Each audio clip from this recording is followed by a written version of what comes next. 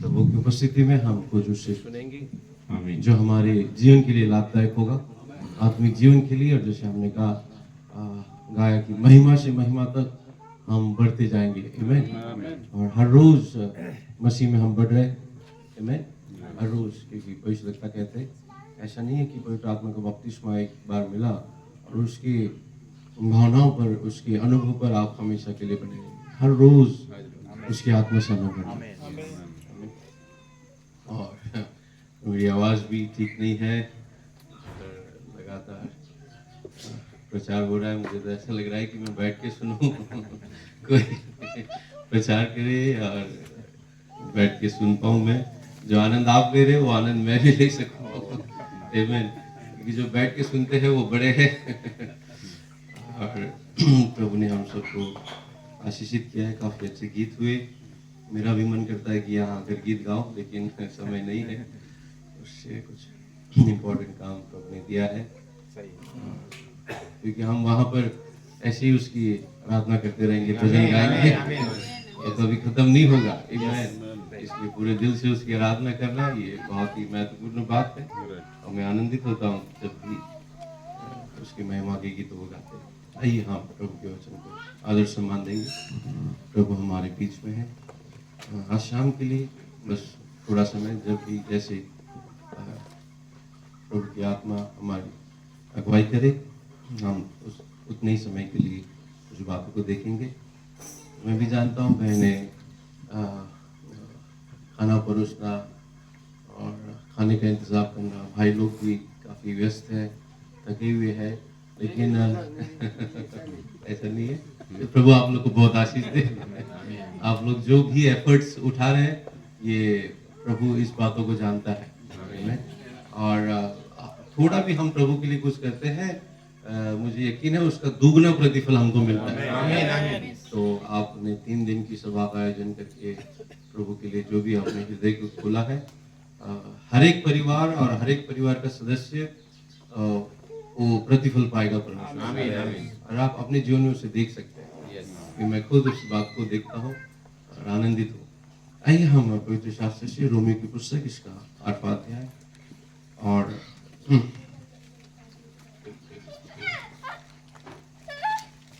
5 से लेकर हम 11 तक पढ़ेंगे।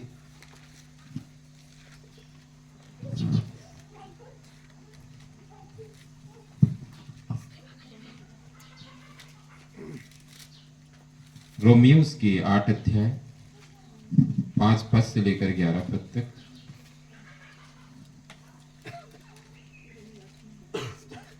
इस प्रकार से लिखा है, क्योंकि शारीरिक व्यक्ति शरीर की बातों पर मन लगाते हैं, परंतु आध्यात्मिक आत्मा की बातों पर मन लगाते हैं। शरीर पर मन लगाना तो मृत्यु है, परंतु आत्मा पर मन लगाना जीवन और शांति है। क्योंकि शरीर पर मन लगाना तो परमेश्वर से बैर रखना है, क्योंकि न तो परमेश्वर की व्यवस्था के अधीन है और न ही हो सकता है। और जो शारीरिक दशा में है वे परमेश्वर को प्रसन्न नहीं कर सकते। परंतु जबकि परमेश्वर का आत्मा तुम में बसता है तो तुम शारीरिक दशा में नहीं परंतु आत्मिक दशा में हो। यदि किसी में मसीह का आत्मा नहीं तो वह उसका जन नहीं।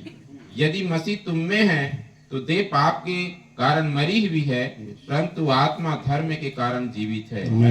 यदि उसी का आत्मा जिसने यीशु को मरे हुए से जिलाया तुम में बसा हुआ है, तो जिसने मसीह को मरे हुए से जिलाया वह तुम्हारी नश्वर देहों को भी अपने आत्मा के द्वारा जो तुम में बसा हुआ है जिलाएगा। हालेलुया, आमीन। इस 11 पद पर हम ध्यान देंगे और प्रभु आज की शाम हमसे बातें करें। हम अपने सिर को झुकाएं, अपने हृदय को तैयार करें कि परमेश्वर हमसे आज की शाम बातें करें। हालेलुया। ध्यान रखिए, जो समय अब हम प्रभु की उपस्थिति में बैठे हैं, ये जो चला जाएगा दोबारा नहीं आएगा। इसलिए महत्वपूर्ण समय प्रभु ने हमारे जीवन में दिया। स्वर्गीय पिता, हम धन्यवाद देते हैं लॉर्ड। प्रेमी प्रभु, हम जितना भी अपने जीवन से जीवन पर धन्यवाद दे वो कम होगा लॉर्ड, क्योंकि उससे अधिक आपने हमसे प्रेम किया और आपके प्रेम के कारण ही हम यहाँ पर खड़े हैं। प्रभु, हम एक दूसरे को नहीं जानते थे, प्रभु अपना ही हमारा कोई रिश्ता था, लेकिन प्रभु आपका पवित्र लहू ने हमें एक किया है लॉर्ड। बेशकीमती लहू के कारण हम आज एक दूसरे को देख सकते हैं कि इससे पहले कि हम इस शरीर में आते हम आपके विचारों में थे, और प्रभु ये संदेश हमें उस स्थान में लेकर आया है लॉर्ड। हम आपके साथ संगति कर सकते हैं प्रभु। आपके प्रेम के लिए हम क्या दे, बस आज की शाम हम अपने हाथों को उठाते हैं और कहते हैं धन्यवाद प्रभु आपकी दया के लिए, आपके अनुग्रह के लिए लॉर्ड, जो आपने हमारे जीवनों पर किए है। हम सबको जीवित रखा प्रभु, अपने पैरों में खड़ा किया प्रभु, बल दिया, हम आपकी महिमा के निमित्त खड़े हो सके लॉर्ड। आज की शाम प्रभु फिर से एक बार आपके सुंदर वचनों से प्रभु, पवित्र वचनों से आप हमसे बातें कीजिए। जो वचन भविष्यवक्ता के द्वारा दिए उसके लिए हम आनंदित है, और हम सब कलीसिया मिलकर आपको धन्यवाद देती है कि आपने प्रभु ऐसा प्रयोजन किया कि हमारे लिए भविष्यवक्ता को भेजा। ओ प्रभु हम आनंदित है लॉर्ड। आज की शाम प्रभु आप हर एक हृदय से बातें कीजिए। अंत तक इस सभा का संचालन आपके हाथों में सौंपते हैं। जितने भी छोटे बच्चे बैठे हैं सुन रहे प्रभु, उन्हें भी आशीष दीजिए लॉर्ड, कि वे संदेश को सुने, और प्रभु आपके आने में अगर देरी है तो वे भी इस संदेश को आगे ले जाने वाले बन सके लॉर्ड। उनके जीवन से भी प्रभु आप बातें कीजिए लॉर्ड। आज बच्चे हैं लेकिन प्रभु आपके आगमन में देरी तो कल आपके सेवक बनने पाए, आपके नाम की महिमा के निमित्त यीशु मसीह आपके पवित्र नाम से हम मांगते हैं, आमीन। बैठ सकते हैं।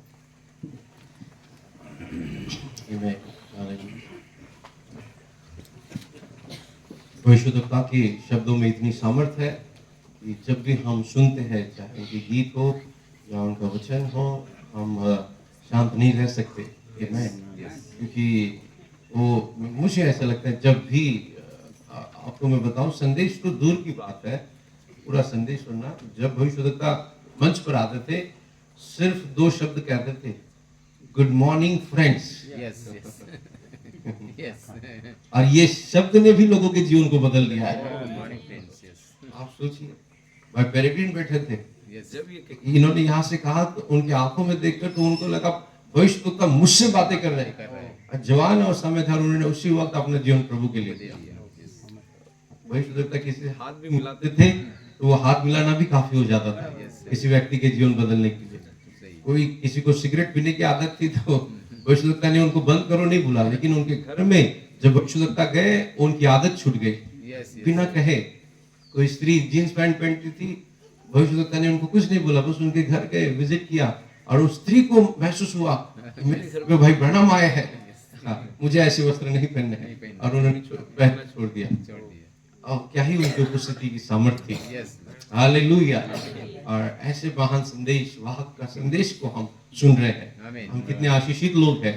आमीन। प्रभु ने सुबह हम सब के हृदय से बातें की, मेरे हृदय से बातें की। मैं प्रभु को धन्यवाद देता हूँ। और आज की शाम फिर से हम चाहते हैं कि प्रभु की बातों को सुने। अब हर एक संदेश जो हम सुन रहे हैं पिछली सभाओं में, ये दुल्हन की तैयारी का संदेश है। आमीन। क्योंकि भाई ब्रैनम कहते कि मैं लूथर का संदेश लेकर नहीं आ सकता, मैं वैसली का संदेश नहीं ले आ सकता, ना ही पेंटिकोस्ट का संदेश ले आ सकता हूं, लेकिन उसका संदेश दुल्हन के लिए था।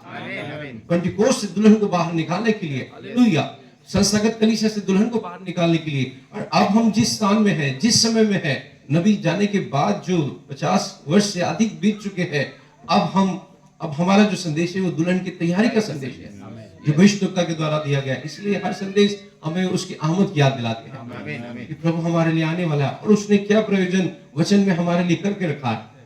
हालेलुया।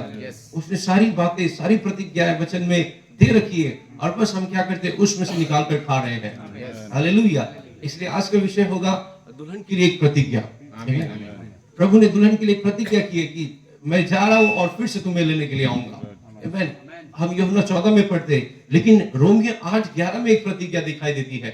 आमीन। यदि उसी का आत्मा, आमीन, एक क्या ही महान प्रतिज्ञा है। और ये प्रतिज्ञा किसी संस्थागत कलीसिया के लिए नहीं है, किसी और विश्वासियों के लिए नहीं है, ये सिर्फ दुल्हन के लिए है। क्या आप सुन रहे हैं? ये सिर्फ दुल्हन के लिए है, क्योंकि यदि उसी का आत्मा जिसने मसीह को मरे हुओं में से जिलाया, यदि तुम में वास करता है, तो तुम्हारी नश्वर देह को भी पुनरुत्थित करेगा। ये पुनरुत्थान की प्रतिज्ञा है। हालेलुया। एक विशेष प्रतिज्ञा दुल्हन के लिए की है। आमीन। और इसे कौन देख सकता है? जो दुल्हन का सदस्य है। जैसे हमने संदेश में सुना था, जिसकी आंखें परमेश्वर की वचनों के द्वारा खुल चुकी है, वो इन प्रतिज्ञा को देख सकता है। हालेलुया। यदि उसी का आत्मा जिसने मसीह को जिलाया, आमेन, कंडीशन है, if, hallelujah, if the spirit, if the spirit of him that raised up Jesus, if the spirit, यहाँ पर शर्त लगी हुई है, कंडीशन है, यदि उसका आत्मा तुम्हारे अंदर है तो, यदि, आमेन, यदि है तो जिलाएगा, और यदि नहीं है तो नहीं जिलाएगा। ये कंडीशन है, आमेन। If it is, then it will rise up, आमेन। वो उसे जिलाएगा, अगर नहीं है तो नहीं जिलाएगा, आमेन। क्या ही सुंदर पद है। और ये इसके लिए, किसके लिए है? ये सिर्फ दुल्हन के लिए है, आमेन। यदि उसी का आत्मा जिसने यीशु को मरे हुओं में से जिलाया, यदि तुम्हारे अंदर वास करता है, आमेन। यीशु को तो जिलाया, लेकिन वही आत्मा यदि तुम्हारे अंदर वास करता है, आमेन, यदि दुल्हन के अंदर वो वही आत्मा है, आमेन, जो सिर के अंदर था वही अगर देह के अंदर है, आमेन, तो जिसने मसीह को मरे हुओं में से जिलाया, तुम्हारी नश्वर देह को भी उसकी आत्मा के द्वारा जो तुम में वास करता है फिर से जिलाएगा। हालेलुया। और अंतिम दिन में भविष्यद्वक्ता ने कहा कि दुल्हन के अंदर मसीह का मन है, दुल्हन के अंदर दस से लॉर्ड है, यहोवा यूं फरमाता वाला वचन है। अब जिलाना इस शब्द का अर्थ अगर हम यूनानी में देखते हैं तो उसका अर्थ होता है to cause, to leave, make alive, give life, या फिर उसे जिंदा करना। ये एक शब्द हम देखते हैं, जिलाना। और इसलिए भविष्यद्वक्ता ने 1965 में नवंबर और उस समय में दो प्रचार की, रूपांतरण की सामर्थ, रूपांतरण की सामर्थ, बदल देने वाली सामर्थ। और अब हम देखेंगे इसका अर्थ क्या होता है। जिलाना, ये जो शब्द यहाँ पर आया है, जिसे इंग्लिश में क्विकन लिखा हुआ है, इस क्विकन शब्द का अर्थ क्या है? तो यहाँ पर ग्रीक शब्द में यहाँ पे लिखा है टू कॉज, टू लीव, जीने का कारण बनना। जिलाना इस शब्द का अर्थ क्या है यूनानी में? जीने का कारण बनना, या दूसरे शब्दों में जीवित करना या जीवन देना। हालेलुया। जिलाना इसका अर्थ क्या है? जीवन देना या जीवित करना। जीवित किसको किया जा सकता है? जो मरा है, उसमें जीवन लाना। जो मरा है उसी को जीवित कर सकते हैं, उसी में वो जीने का कारण बनना, उसी में जीवन डालना, जो मरा हुआ है। आमेन। और इसलिए जब हम बपतिस्मा लेते हैं हम संसार के लिए मर जाते हैं, जो मरा है वही जिएगा। आमेन। इसलिए सबसे पहले मरना होगा यदि आप जीना चाहते हैं तो। आमेन। इसलिए पुनरुत्थान के लिए सबसे पहले खुद के लिए मरना होगा। इसलिए संत पौलुस कहते हैं यदि आप तुम शरीर के अनुसार दिन काटोगे तो अवश्य मरोगे, लेकिन शरीर की क्रियाओं को आत्मा के द्वारा मारोगे तो अवश्य जीवित रहोगे। इसलिए हमें मरना जरूरी है। आमेन। और हम जो पाप के कारण, कार्य के कारण मरे हुए थे, परमेश्वर ने हमें जिलाया। आमेन। क्या हम पढ़ेंगे? इफिस 2 अध्याय, और इसका हम 1 से 5 तक पढ़ेंगे। जिलाना इस शब्द के अर्थ को हम देखते हैं, फिर से मैं दोहरा रहा हूं, जीने का कारण बनना, जीवित करना या जीवन देना। दूसरा अर्थ होगा टू रिस्टोर टू लाइफ, जीवन को फिर से रिस्टोर करना। उसने तुम्हें भी जिलाया, उसने तुम्हें भी जिलाया जो अपने अपराधों और पापों के कारण मरे हुए थे। अब इसकी एक साइड देखिए कि हम अपराध और पापों में मरे हुए थे, उसने हमें भी जिलाया, जिनमें तुम पहले ही संसार की रीति पर और आकाश के अधिकार के हाकिम अर्थात उस आत्मा के अनुसार चलते थे। देखिए किसके आत्मा के अनुसार चलते थे। इसलिए संसार में जितने भी लोग हैं दो आत्मा के द्वारा ही प्रभावित है। या तो पवित्र आत्मा के द्वारा या आकाश के हकीम की आत्मा के द्वारा। और आकाश के हकीम की आत्मा कैसे चलाती है तो ये प्रकाशित वाक्य में आप देख चुके हैं। जो ये आधुनिक बेबीलोन है उसने मदिरा सबको पिलाई है और सब उस मदिरा के नशे में मतवाले हैं, चाहे वो राजा हो, धनवान हो या हर एक राष्ट्र के लोग क्यों ना हो। इसलिए फैशन अमेरिका में निकली तो भारत तक पहुंचती है कुछ घंटों में, यूट्यूब के जरिए, क्योंकि एक ही मदिरा पिलाई गई है, एक ही ग्लास से सबको पिलाया है। एक ही ग्लास से पिलाया। जर्मनी में क्या हो रहा है, भारत में भी उसका कॉपी करेंगे। अगर वो फुटबॉल के प्लेयर ने वैसा हेयरकट किया है अमेरिका में या ब्राजील में, तो भारत में सबको भी वैसा हेयरकट करते हैं। अब प्रकाशित 17 में देखिए वो जो वेश्या है उसने एक ही जो मदिरा का ग्लास है सबको पिलाया है। या तो आप पवित्र आत्मा से प्रभावित होंगे या हकीम जो दुष्ट आत्मा है उससे प्रभावित होंगे। आज हम देखिए कि हम किससे प्रभावित है। यदि परमेश्वर के लहू से खरीदे हुए हैं तो हमारा जीवन सिर्फ और सिर्फ परमेश्वर के लिए होना चाहिए। हम ऊपर की आत्मा से प्रभावित है जो स्वर्ग से है। हालेलुया। इसलिए और बाकी के लोगों को ये जो आसमान में जो स्वर्ग में जो हकीम है जो कि लूसीफर है उसकी आत्मा प्रभावित करती है। इसलिए देखिए उनके अंदर खाली है। आपको क्या लगता है एक्टरों को देख के वो बहुत ही सक्सेसफुल लोग हैं? नहीं, वो सक्सेसफुल नहीं है। यशस्वी वो लोग नहीं है जिसके पास बड़ा गाड़ी है, बड़ा बंगला है, वही सफलता प्राप्त हुई, ऐसा नहीं है। सफल वो लोग हैं जिनको मसीह मिला है। हालेलुया। सफलता दुनिया ने वो नजरें दी है, लेंस दी है जिसके जरिए लोग देखते हैं कि आप सफलता कब आपको मिलती है। जब आपको अच्छा जॉब मिलता है, अच्छा जब आपको अच्छा घर आपका हो, अच्छा और आपके पास बड़ी गाड़ी हो। ये तो दुनिया ने लेंस पहनाया है, चश्मा पहनाया है जिसके जरिए लोग देखते हैं और कहते हैं कि ये सफलता है। नहीं, ये सफलता नहीं है। अगर ये सफलता होती तो नौजवान यीशु मसीह के पास आता और कहता कि स्वर्ग के राज्य में जाने के लिए मैं क्या करूं? वो सफल व्यक्ति था, जवान के दिन में ही बिजनेसमैन था। अच्छा 10 आज्ञा बचपन से पालन करते आया। अच्छा सबको छोड़कर मेरे पीछे हो ले। हालेलुया।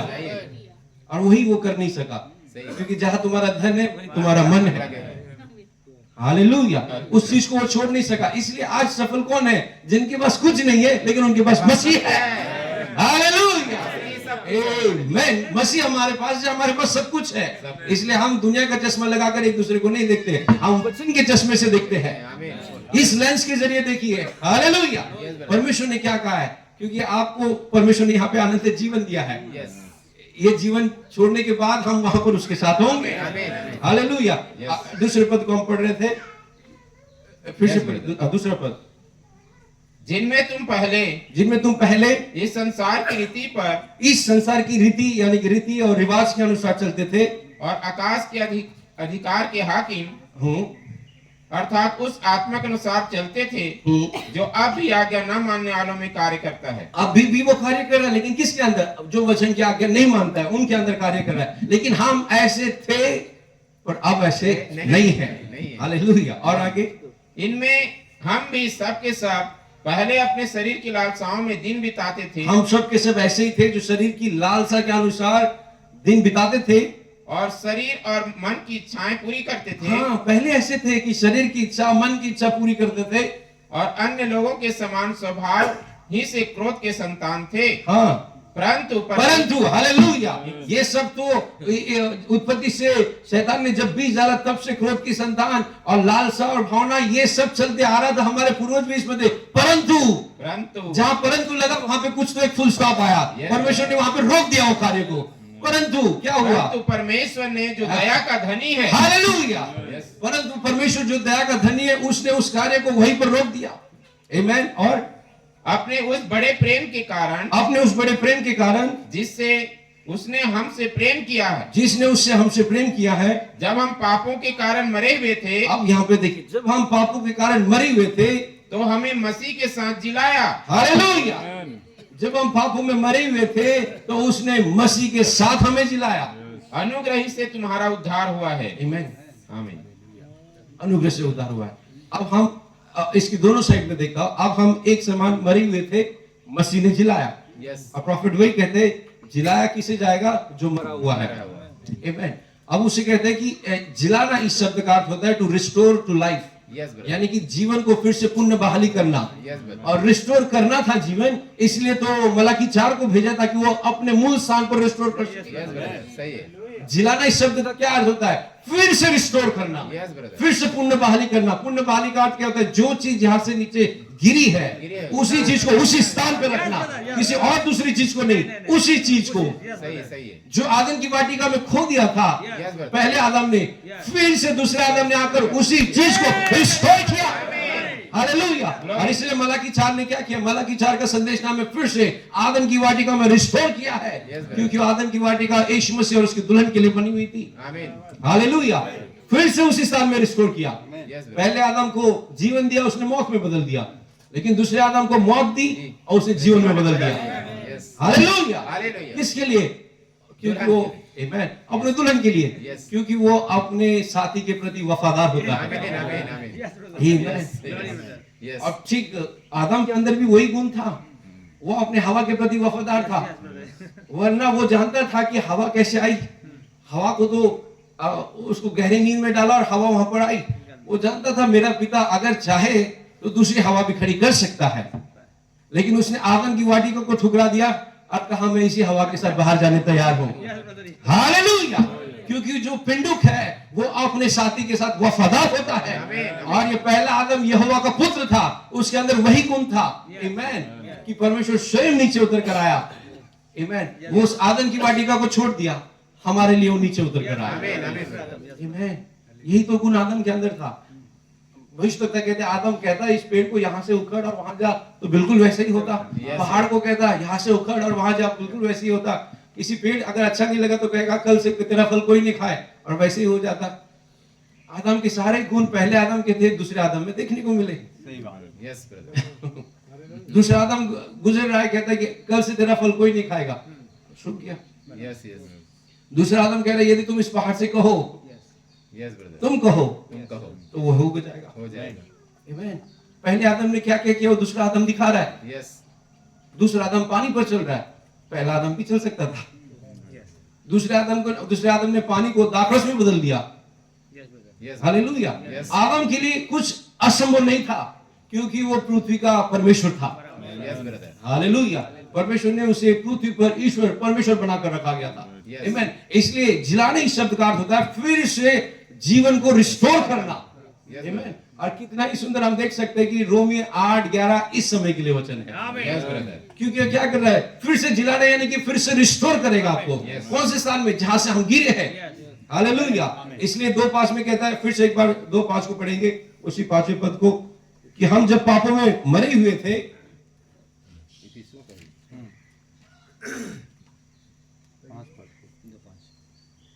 जब हम अपराधों के कारण मरे हुए थे, जब हम अपराधों के कारण मरे हुए थे, तो हमें मसीह के साथ जिलाया, तो उसने मसीह के साथ जिलाया। अनुग्रह ही से तुम्हारा उद्धार हुआ है। हालेलुया। क्योंकि हम देखते हैं कि आत्मिक मृत्यु क्या दिखाता है, आत्मिक मृत्यु परमेश्वर से हमेशा के लिए अलग होना दिखाता है, आमीन। इसे दूसरी मृत्यु भी कहा गया है। इसलिए आत्मिक मृत्यु ना हो। शारीरिक मृत्यु होने से हम नहीं डरते, लेकिन आत्मिक में किसी की मृत्यु ना हो, क्योंकि यदि आत्मिक मृत्यु होती हो तो दूसरी मृत्यु है, और यदि आत्मिक मृत्यु हुई तो वो हमेशा हमेशा के लिए परमेश्वर से अलग हो गया। इसलिए ये अनुग्रह का संदेश है, जो इसे ठुकराता है वो परमेश्वर से हमेशा के लिए अलग हो जाता है। हालेलुया। अब भविष्यवक्ता कहते हैं, कुछ बातों को हम देखेंगे। रोमियो 8:11 में जो हमने पढ़ा, यदि उसी का आत्मा जिसने यीशु मसीह को, आमीन, मरे हो से जिलाया, यदि तुम में बसा हुआ है। अब यहां पर हम ध्यान देंगे इस पद पर, इस लाइन पर, यदि तुम में बसा हुआ है। अब ये प्रतिज्ञा दुल्हन के लिए है, आमीन, दुल्हन दृश्य पर है। और यदि उसी मसीह का आत्मा यदि हमारे अंदर बसा हुआ है, तो कितना जरूरी है कि पवित्र आत्मा का बपतिस्मा से भरना, आमीन। यदि आप पुनरुत्थान को चाहते हैं तो पवित्र आत्मा का बपतिस्मा जरूरी है। बिना पवित्र आत्मा के बपतिस्मे के आप पुनरुत्थान की अपेक्षा नहीं कर सकते। यदि आप चाहते हैं कि परमेश्वर जब आएगा, तिस्सलुनी 4:16 के मुताबिक, जब पहले जो मसीह में सोए जी उठेंगे और जो जिंदे बदल जाएंगे, यदि आप कब्र से उठना चाहते हैं तो पवित्र आत्मा का बपतिस्मा की सामर्थ्य है जो आपको कब्र से बाहर ले आएगी, यदि तुम्हारे अंदर बसा हुआ है। इसलिए आज हम ये मीटिंग्स क्यों लगा रहे हैं, संदेश क्यों सुन रहे हैं, ताकि हम इस बात को देखिए कि पवित्र आत्मा हमारे अंदर है, पवित्र आत्मा हमारे अंदर हो, आमीन। उस परमेश्वर ने इतना ही नहीं किया कि उसने अपने आप को प्रमाणित किया कि मैं यहोवा छुड़ाने वाला हूं, लेकिन उसने, उसके पास मृत्यु, कब्र और अधोलोक के ऊपर भी सामर्थ्य थी। वो सिर्फ छुड़ाने वाला बनकर नहीं आया, उसने सिर्फ लहू नहीं बहाया, लेकिन उसने अधोलोक, कब्र पर, मृत्यु पर विजय प्राप्त करके हमारे लिए आगे का रास्ता भी क्लियर कर दिया। हालेलुया। और इसलिए उसने अधोलोक, मृत्यु और कब्र पर विजय प्राप्त करके उसने हमारे लिए भी वही रास्ता अपनी आत्मा के द्वारा हमारे लिए दिया है। जिस रास्ते से वो गुजरा, मृत्यु, कब्र और अधोलोक, और उससे पार हो गया। यदि तुम भी विश्वास करते हो, यदि मसीह का आत्मा तुम्हारे अंदर है, तो तुम भी, आमीन, उन सब के ऊपर उठोगे, आमीन। वही आत्मा जो तुम्हारे अंदर है, that we ourselves can have the assurance, आज हमारे पास यह आश्वासन हो सकता है उसकी आत्मा के द्वारा कि जैसे मसीह कब्र से जी उठा, वैसे हम भी कब्र से जी उठने वाले हैं, क्योंकि ये प्रतिज्ञा सिर्फ उसके दुल्हन के लिए है। Hallelujah. Now the word quicken means, आप जिलाए जाना, इस शब्द का अर्थ होता है to be made alive after death, यानी कि मृत्यु के बाद जीवित किया जाना। वही शुद्धता इसका अर्थ बता रहे। आफ्टर इट्स डेथ, जब वो मरा हुआ है उसके बाद ही तो जिलाया जाएगा। Yes, yes. आमीन। हम ये भी चीज को देखें कि हम संसार में मरे हुए थे तो उसने मसीह में जिलाया। कैसे जिलाया? जब हमने प्रभु यीशु मसीह के नाम से बपतिस्मा लिया, हम इस संसार के लिए मर गए, अब उसी का आत्मा हमें फिर से जिलाया। आमीन। अब हम जीवित अवस्था में हैं।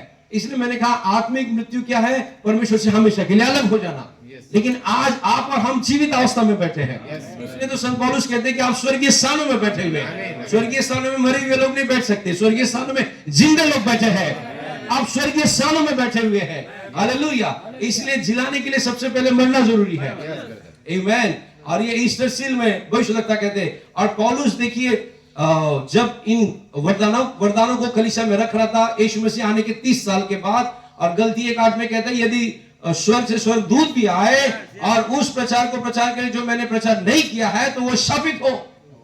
मैंने जो प्रचार किया है इसके अलावा कोई और प्रचार करता है, संत पौलुस ने कह दिया जो मैंने प्रचार किया है, आमीन, कर चुका हूं, उसके अलावा यदि कोई दूसरा प्रचार लेकर आता है तो वो शापित है। क्योंकि वो जानता था मेरा प्रचार पुनरुत्थान का प्रचार है। आमीन। और भविष्यवक्ता कहते हैं मैं पेंटिकोस्ट पर विश्वास करता हूं। I believe that Pentecost began without an ending. मैं विश्वास करता हूं कि पेंटिकोस्ट की शुरुआत बिना अंत के हुई है। आमीन। पेंटिकोस्ट की शुरुआत बिना अंत के हुई है। पेंटिकोस्ट की शुरुआत हुई है, पेंटिकोस्ट का अंत नहीं हुआ। क्योंकि पेंटिकोस्ट कलीसिया नहीं है, पेंटिकोस्ट एक अनुभव है। और जब तक यहाँ पर दुल्हन है वो अनुभव रहेगा। इसलिए उसकी सिर्फ शुरुआत हुई है, उसका अंत नहीं हुआ है। हालेलुया। मैं विश्वास करता हूं कि हर एक जीव हर समय हर जगह पर that Pentecost should always remain, कि पेंटिकोस्ट हमेशा बने रहे। The Pentecostal blessing should be upon the people. Pentecost की आशीषें लोगों पर बनी रहे, ऐसे भविष्यवक्ता ईस्टर की मोहर में कह रहे। आमीन। इसलिए भविष्यवक्ता कई जगह पर कहते सच्चा पेंटिकोस्टल तो मैं हूं। हम पेंटिकोस्टल कलीसिया नहीं है, हमारे अंदर पेंटिकोस्ट का अनुभव है जो 50वां दिन है। हालेलुया। आमीन। और वो कहते हैं अब ये पेंटिकोस्टल आशीष क्या है? What is this Pentecostal blessing? Pentecostal आशीष क्या है? It is the confirmation of the resurrection. Pentecostal की आशीष क्या है? पुनरुत्थान की पुष्टि है। हालेलुया। जब यीशु मसीह जी उठा कैसे कंफर्म किया उसने? पेंटिकोस्ट के दिन नीचे उतर कर आया। और पवित्र आत्मा के रूप में जब 120 लोगों में नीचे उतर कर आया, ये पुष्टि हुई, कंफर्म हुआ कि वो जिंदा है। थोड़ी देर रहेगी ये संसार मुझे नहीं देखेगा, तुम मुझे देखोगे। कहां देखोगे? यरूशलेम में देखोगे, ऊपरी कोठी में देखोगे, 120 लोगों में देखोगे। और जब पतरस को देखा तो क्या देखा? अरे ये तो यीशु का चेला है। कैसे पता चला? जो यीशु काम कर रहे हैं वही ये भी कर रहा है। यीशु ने लोगों को चंगा किया, वो भी उस मंदिर के बाहर फाटक के पास गया और उसे कहा मेरे पास सोना न चांदी है, यीशु मसीह के नाम से कहता हूं उठ। उठ गया। इनके कार्य दिखा रहे थे कि इनके अंदर यीशु मसीह है। हालेलुया। यही पेंटिकोस्ट की आशीष है। ये क्या कर रही है? पुनरुत्थान की पुष्टि कर रही है। पुनरुत्थान को कंफर्म कर रही थी कि यीशु मरा नहीं, जी उठा है। आमीन। और आज दुल्हन क्या कर रही है? दुल्हन के अंदर वही है। अगर पेंटिकोस्ट की आशीष है तो हम कंफर्म कर रहे हैं कि यीशु मसीह हमारे अंदर जीवित है। आमीन। हालेलुया। No wonder. इसलिए इसमें कोई अचंभा नहीं। सुसमाचार को खुश खबरी भी कहा जाता है। गॉस्पेल को क्या कहते हैं? सुसमाचार को क्या कहते हैं? Good news. Good news. इसलिए गुड न्यूज बाइबल सोसाइटी भी है। गुड न्यूज, ये खुशखबरी है। क्यों खुशखबरी कहते हैं? भाई प्रणाम कहते हैं क्योंकि वो मुर्दों में से जी उठा है। इसलिए सुसमाचार खुशखबर है पूरे संसार के लिए। क्या गुड न्यूज है? कि वो मरा नहीं, वो जी उठा है। उसने लोगों को कहा, चेलों को कहा जाकर बताओ कि मैं हमेशा हमेशा के लिए जिंदा हूं। हालेलुया। एंड और उसने कहा जैसा मैं जीवित हूं वैसे तुम भी जीवित रहोगे। हम जो अपने पापों में पड़े हुए थे, अपराधों में पड़े हुए थे, परमेश्वर ने उसकी आत्मा के जरिए यीशु मसीह के द्वारा हमें फिर से मृतकों से जिलाया। आमीन। क्या हम विश्वास करते हैं कि आप हम मरी हुई दशा में नहीं है? आमीन। क्योंकि आत्मिक मौत क्या है? परमेश्वर से हमेशा हमेशा के लिए अलग होना। लेकिन हम संसार में मरे हुए थे, लेकिन मसीह में उसने हमें जिलाया। हालेलुया। जिलाने का अर्थ क्या है? फिर से रिस्टोर किया। आमीन। फिर से हमारे पूर्वजों की सिद्धांत में रिस्टोर किया। फिर से उसी विश्वास में जिसको यहूदा ने कहा कि उस विश्वास को पाने का यत्न करो जो एक ही बार, हालेलुया, अपने प्रेरितों को दिया है, संतों को दिया, भविष्यद्वक्ता को दिया है। एक ही विश्वास। हालेलुया। और इसलिए उसने हमें जिलाया है और हम और भाई ब्रह्म कहते हैं and we are now sitting in heavenly places with him, और अब हम उसके साथ स्वर्गीय स्थानों में बैठे हैं और क्या कर रहे हैं, उसके साथ भोज कर रहे हैं, उसके साथ बातें कर रहे हैं। क्या ही ये आनंद है, hallelujah. What a joy to tell people that story. क्या ही आनंद है कि लोगों को इस बात को बताएं कि हम हर संडे जब कलीसिया में जाते हैं हम प्रभु यीशु मसीह के साथ भोज करते हैं, हालेलुया।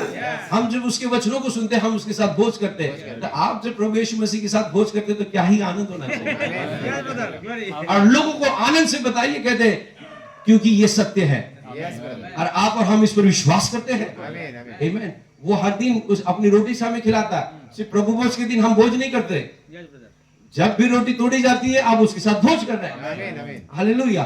और वो अपने आप को पब्लिक में नहीं दिखाता है। याद रखिए लूका 24 को, वो ऐसे चमत्कार बाबा दिखाने वाला चमत्कारी बाबा जैसा नहीं है कि सबके सामने दिखाए, नहीं, वो महान कार्य गुप्त में करता है। इसलिए 7वीं मोहर खुली तो सन्नाटा था, आमीन। सही है, और रैप्चर भी होगा तो गुप्त में होगा, आमीन। और जब वो इम्माउस नाम के रास्ते पर जा रहा था क्लियोपास और उसके मित्र के साथ, और ये दो चेले यीशु मसीह के साथ उठे बैठे झील पर गए, मछली पकड़े और उनकी सभाओं में गए, फिर भी जब पुनरुत्थित मसीह, अब ध्यान दीजिए, पुनरुत्थित मसीह उनके बीच में था, उसके साथ उनको मूसा से लेकर सारे दास भविष्यद्वक्ता की बातों को बता रहे थे, कोट कर रहे थे, फिर भी नहीं पहचान पाए कि यही नासरत का यीशु है। लेकिन यहाँ पर देखिए, लेकिन सांझ का समय हुआ, दिन भर यात्रा हुई, 6 कलीसिया काल का यात्रा हो गया, फिर भी लोग नहीं पहचान रहे कि यही मसीह है। लेकिन जब सांझ का समय हुआ, सांझ के समय में अंधेरा होने पर है, यीशु मसीह ऐसे दिखा रहे मुझे और आगे जाना है। तो इनको यीशु मसीह का प्रचार अच्छा लगा, कहा बहुत अच्छे प्रचारक है ये यरूशलेम में, आप आइए हमारे साथ आज रात की रोटी तोड़िए। आज जब उन्होंने कमरे में गुप्त स्थान के अंदर दरवाजा बंद करने के बाद अंदर भेंट करने के लिए बुलाया, अंदर बुलाने के बाद जब यीशु मसीह ने रोटी तोड़ी सीक्रेट में, तब बाइबल में लिखा है कि उनकी आंखें खुली और उन्होंने पहचान लिया कि यही मसीह है, हालेलुया। कहां पे हुआ? गुप्त बात अंदर कमरे के अंदर हुई। इसलिए नबी बताते हैं तीसरा खिंचाव पब्लिक नहीं है, सामान्य लोगों के लिए नहीं है, ये गुप्त में रहेगा। वचन का खुलासा यीशु मसीह ने कहा किया, दरवाजा लगाया, अंदर जब भोज के लिए बैठे, जब रोटी तोड़ी और उनकी आंखें खुली और उनकी आंखों के सामने से वो चलो गया। सांझ का समय था, हालेलुया। क्या आप सब आनंदित है? इसलिए ये मैसेज सबके लिए नहीं है। हालांकि हम प्रचार कर सकते हैं, हम सुसमाचार को ले जा सकते हैं, लेकिन जरूरी नहीं कि सबके सब इसे विश्वास करें जैसे आप करते हैं। नहीं, ये कुछ चुने हुए लोगों के लिए दिया है, और इसलिए ये थर्ड पुल है, तीसरा खिंचाव है जो सबके लिए नहीं है। पहला खिंचाव सबके लिए था, दूसरा पब्लिक था, लेकिन तीसरा प्राइवेट है, आमीन। गुप्त रूप में है, ये दुल्हन के लिए है, वो समझेगी इसे, समझाया नहीं जाएगा, समझेगी, हालेलुया। कोई इसे समझा नहीं सकता क्योंकि यीशु मसीह का प्रकाशन है। ये तो आप ही अनुभव कर सकते हैं, हालेलुया। कितने हम आनंदित होना चाहिए कि प्रभु यीशु मसीह स्वयं, इसलिए मोहरों के खुलने के बाद भविष्यद्वक्ता कहते हैं सामर्थी परमेश्वर तुम्हारे बीच में बेपर्दा हो गया, और जो देखे वही जान सकते हैं, आमीन। ईस्टर की मोहर, मैं आज सोचता हूं, अब यहाँ पर भविष्यद्वक्ता थोड़ा सा सोचने पर मजबूर करे कि हमारी जो कार्य है क्या परमेश्वर के वचन अनुसार है या नहीं। थोड़ा सा देखेंगे, यदि जिलाने वाली सामर्थ हमारे अंदर है तो। आई एम वंडरिंग टुडे, मैं अचंभा करता हूं आज, क्या हो रहा है, क्या घटित हो रहा है। क्या हम वास्तव में, are we really getting the people to God? वास्तव में क्या हम लोगों को परमेश्वर के पास ला रहे, और या हम उन्हें कलीसिया में ला रहे? ये सवाल भविष्यद्वक्ता कर रहे हैं। मैं इस बात देख के अचंभा कर रहा हूं कि वास्तव में क्या हम लोगों को परमेश्वर के पास ला रहे या कलीसिया में ला रहे? हमें तो उन्हें मसीह के पास लाना चाहिए जहां पर जिलाने वाली सामर्थ है। जिलाने वाली सामर्थ वचन में है। इसलिए तो रैप्चर में कलीसिया नहीं जाएगी, ब्राइड जाने वाली। हम लोगों को कलीसिया का सदस्य बना सकते हैं, लेकिन सदस्य बनाने से कोई फायदा नहीं है। मसीह की देह का अंग बन जाए, एक ही आत्मा पिलाएगा, अगर वो मसीह की देह का अंग बनते हैं तो जरूर वो रैप्चर में होंगे। इसलिए प्रॉफिट कहते हैं कि उन्हें मसीह के पास लाए ताकि जिलाने वाली सामर्थ जहां पर है वहां पर वे आए, आमीन। अच्छी बात है कलीसिया में जाना, निश्चित रूप से जाना चाहिए। If that's as far as we go, ये अच्छी बात है। When you come to church, that's good, ये अच्छी बात है जब आप कलीसिया में आते हैं। बट लेकिन Go on to Christ from the church. Church से रुके मत रहिए, चर्च से आप मसीह तक पहुंचिए। हालेलुया। और ये व्यक्तिगत अनुभव है। Yes, brother. Amen. आप कलीसिया में आ सकते हैं, एक ही मैसेज प्रीच किया जा सकता है, 100 लोग उसी मैसेज को सुन रहे हैं, लेकिन आपको 100 में से एक हो जाए जो उस मैसेज में मसीह को देखे। Amen. Amen. Amen. इसलिए प्रॉफिट कहते हैं, but go on to Christ from the church. Church से आप मसीह तक पहुंचिए, बिकॉज क्योंकि we must receive this quickening power, क्योंकि हमें यह जिलाने वाली सामर्थ को ग्रहण करना ही होगा अगर हमें उस पुनरुत्थान में उठना है तो। Amen. Yes, brother. इसलिए हमारी दौड़ जो है पृथ्वी की नहीं है, हमारी दौड़ उस पुनरुत्थान के लिए है। यदि आप उस पुनरुत्थान में आना चाहते हैं तो आपको इस जिलाने वाली सामर्थ का एक भाग होना होगा, बिकॉज इट्स ओनली थिंग, क्योंकि यही एकमात्र चीज है जो हमें मुर्दों से जिला सकती है, और वह जिलाने वाली सामर्थ। क्या ही महान प्रतिज्ञा परमेश्वर ने दुल्हन से की है। Amen. Amen. आमीन।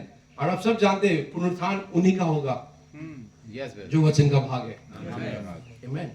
इस सिल में कहते हैं, and you are quicken in this quickening power, और आपको इस जिलाने वाली सामर्थ के द्वारा जिलाया गया।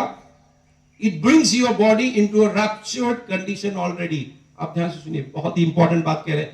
एंड यू आर क्विकन, और आपको जिलाया गया इस जिलाने वाली सामर्थ के जरिए, यह आपके शरीर को पहले से ही रूपांतरित स्थिति में ले आता है। Amen. Yes, जब पवित्र आत्मा आपके अंदर रहती है तो यह आपके शरीर को उस दशा में लेकर आता है जिस दशा में आपको होना है। जिस दशा में आपको होना है। आमीन। God bless you. जिस दशा में होकर आपको उठना है, Yes, उस दशा में पहले ही लेकर आ रहा है। Yes. कब? जब ये जिलाने वाली सामर्थ हमारे अंदर है। आपको किस में ला रहा है? रैप्चर कंडीशन में ला रहा है। Yes, yes. रैप्चर के लिए आपको तैयार कर रहा है। Amen. और जो रैप्चर कंडीशन में, जी उठने वाली कंडीशन में, वही उठेंगे, जी उठेंगे वही जिन्होंने मसीह को वचन से प्रेम किया है। जी उठेंगे वही, Yes. उनके अंदर वो कंडीशन होगी, Yes, brother. वो स्थिति होगी कि वो पहले ही रैप्चर की कंडीशन में है। आमीन। देखिए, बदलाव एकाएक नहीं आएगा, बदलाव ऑलरेडी हमारे अंदर हो रहा है। आमीन। सही है। संसार के लोग पता नहीं कैसे प्रचार करते हैं कि अनंत जीवन मिलने वाला नहीं, अनंत जीवन मिल चुका है। मिल चुका है। आमीन। शायद यूहन्ना 5 जो मैं सुनने से सच कहता हूं, जो मेरा वचन सुनकर मेरे भेजने वाले को प्रतीति करता है, आनंद जीवन उसका मृत्यु से पार होकर जीवन में प्रवेश कर चुका है। अनंत जीवन ऑलरेडी हमारे अंदर है। उस एक यूहन्ना 17 में भी उस एकमात्र अद्वैत परमेश्वर को जानना ही। हालेलुया। जानना यानी कि क्या? टू नो, यूहन्ना 17 में। और नो इसका अर्थ होता है नॉलेज, और नॉलेज यानी कि रेवलेशन। Yes, brother. आमीन। एकमात्र अद्वैत परमेश्वर को जानना ही अनंत जीवन है। अनंत जीवन भविष्य में नहीं है, अनंत जीवन ऑलरेडी हमारे अंदर है, क्योंकि हम आप यीशु मसीह को जान गए, क्योंकि मसीह परमेश्वर का वो भेद है जो प्रकट हुआ, जो मोहरे में छिपा हुआ था। आप समझ रहे हैं? आमीन। Yes. आमीन। इसलिए ये आपके शरीर को पहले से ही रूपांतरित स्थिति में ले आता है। इसलिए रूपांतर होने से पहले वो हम रूपांतर की स्थिति में है। बाइबल में देखेंगे तो राजा होने से पहले दाऊद राजा की स्थिति में था। Yes, brother. अभिषेक होने के बाद राजगद्दी तो कई सालों के बाद मिली, लेकिन अभिषेक राजा होने के लिए पहले ही हो चुका था। अभिषेक होने से पहले ही राजा होने के लिए पैदा हो गया था। इर्मिया 1 में कहता है कि माँ के घर में जन्म लेने से, माँ के घर में पढ़ने से पहले, मैंने तो चित लगाया। हालेलुया, माँ के घर में आने से पहले इर्मिया को भविष्यद्वक्ता होने के लिए चुना था। Yes, brother. आमीन। इसलिए रैप्चर होने से पहले आप रैप्चर की कंडीशन में होंगे। और ये बदलाव इसलिए, ये संदेश किस लिए, हम क्यों सभा में आते हैं हर दिन, बुधवार को या संडे को, शनिवार को, जब अवसर मिले तब, क्योंकि हम रैप्चर कंडीशन में आ रहे हैं। हमने गीत में गाया ना, महिमा से महिमा तक। Yes, brother. आमीन। हे प्रभु, तूने रखा मुझे अपने गुप्त स्थान में, और हम कहां हो रहे हैं? महिमा से महिमा तक। आमीन। रैप्चर के लिए तैयार हो रहे, रैप्चर की स्थिति में आ रहे। आमीन।